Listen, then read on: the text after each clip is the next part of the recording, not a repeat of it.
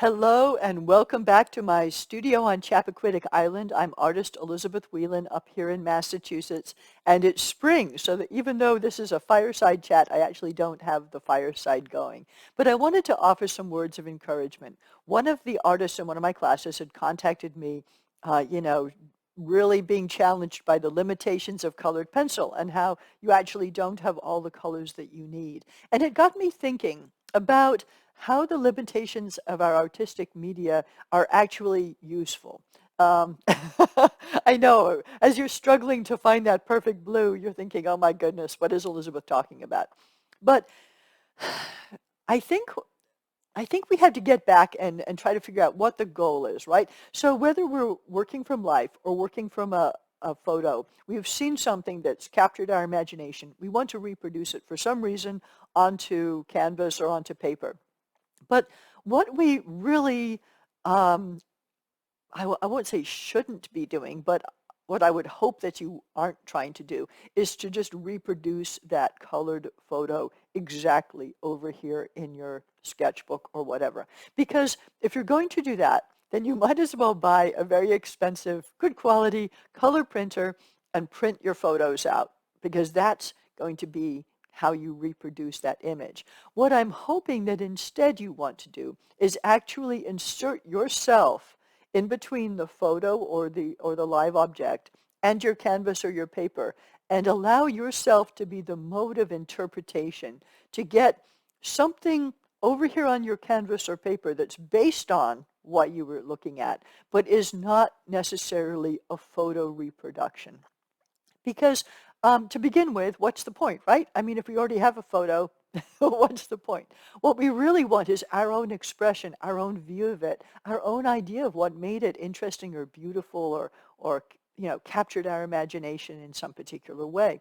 And the first thing that happens, of course, is that every color, everything that we see in real life, every photographic perhaps distortion of that real life, onto a flat object. We just cannot make our paint, our colored pencils or pastels, our graphite do all of those things. We have to interpret. And so instead of fighting against that, we really need to sort of reframe the entire idea and kind of give into it. So if we talk about, language, artistic language, people are always saying, oh, find your own artistic language. And it's difficult to know what that means.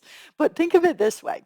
Say you're born into the world, and instead of somebody teaching you, how to communicate, they just give you some letters and say, if you form these letters in different ways, you'll be able to come up with words. And with those words, you'll be able to express yourself. So when we're given a set of colored pencils or a set of regular pencils or whatever it happens to be, that's basically what happens. Somebody has given us a bunch of letters, a bunch of colored pencils and said, create your artistic language with these. And a teacher might come along and help you and say, hey, put these three colors together and you'll get this color, or layer these colors this way and you'll get that. Or with graphite, press harder, press softer, hatch, smudge, do whatever, and you can start to develop a language, an artistic language. But even then, there are going to be limits. We don't have all the letters, and we don't have every color that's available to us in this paint or colored pencil or whatever it happens to be. So we have to be creative. We have to get inventive. And so if you think of Tim Hortons, for example, Tim Hortons is a Canadian restaurant chain, and if you want to order twice as many sugars and creams for your coffee, you ask for a double double. Or you could ask for a triple triple if you really want a lot of cream and sugar. But the idea is that you've taken one word, and by doubling it, you've created new expression. And so that is the same sort of idea. We're taking a limited number of colors, but by doing different things with them, maybe layering them, putting them side to side, whatever it happens to be, we have expanded the way that we can communicate. So if you're coming to art later in life because you enjoyed it when you were younger, or always thought that you would, and you might have therefore had a life in which you have experienced a lot of success. maybe you've brought up children, maybe you've worked a particular job. Um, at some point, you feel like you've had some measure of success along the way. Now you're taking up this drawing media or painting media, and sometimes the art supply people market these media as if they're easier to use than they really are. So we have to understand that practice has to happen, and playing around has to happen, because not only are we trying to master these drawing or painting media, we're also trying to figure out what we want to say with them, how we want to interpret. And the only way to do it is to do it, is to actually just dive in there and try.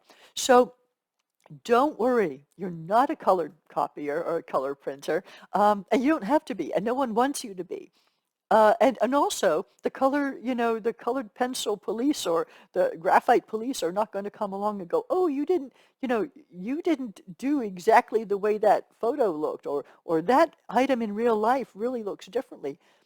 So what?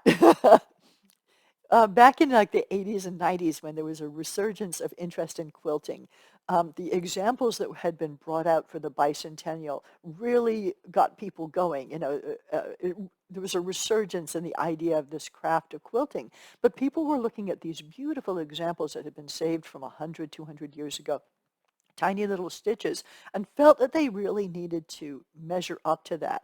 And there was a lot of angst amongst people learning quilting that, they had to be able to do this exact thing or it just wasn't good. And so people leading quilting workshops would say, the quilting police are not going to care that you actually, didn't quite get that block right, or you messed up some of your color patches, or your stitches aren't, tiny. Who cares, right? The idea is that you've got a finished quilt that you can use and you're happy with it. And so I'm saying the same thing to you for drawing. Don't beat yourself up. If you've got a little person sitting up on your shoulder, telling you that it's not right, just, flick them off your shoulder. And instead go, hey, what do I think is interesting about this scene? And hey, maybe I don't have that light blue. What if I tried purple instead? What if I actually used a different blue but made it darker? What would happen? And you might find that you end up with something that you like even better than that reference material that you looked at initially. Likewise, drawing from life, which I always recommend, you are not going to be able to achieve everything that your eyes interpret, but it doesn't matter. What matters is that you saw something interesting about a scene and you figured out a way to use that limited vocabulary to do something beautiful, and that something that's different from perhaps the artist sitting on one side and the artist sitting on the other side. You all saw different things. You all interpreted them in different ways.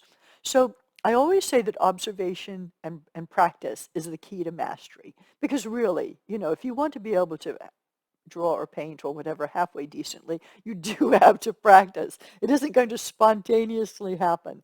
And you have to be able to observe, not just to go, hey, I'm just going to sit here and just copy what I see, but I'm actually going to think about it. Think about what's dark, what's light, how are the colors working. But mastery is really just kind of the next step.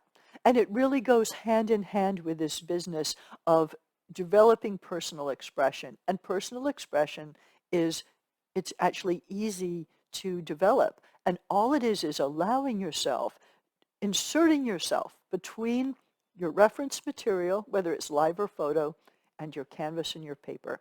And just letting that happen, just going, hey, I see interesting things over here. I'm going to try to put those interesting things over here.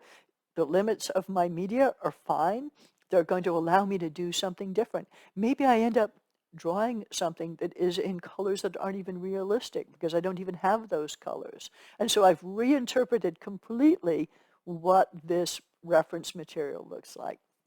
Okay, I hope you find that encouraging, and I hope it gives you courage and confidence to go forth and just try to do your own thing. All right, until next time, I hope you have a wonderful time, a wonderful week in art. Look forward to seeing you again soon.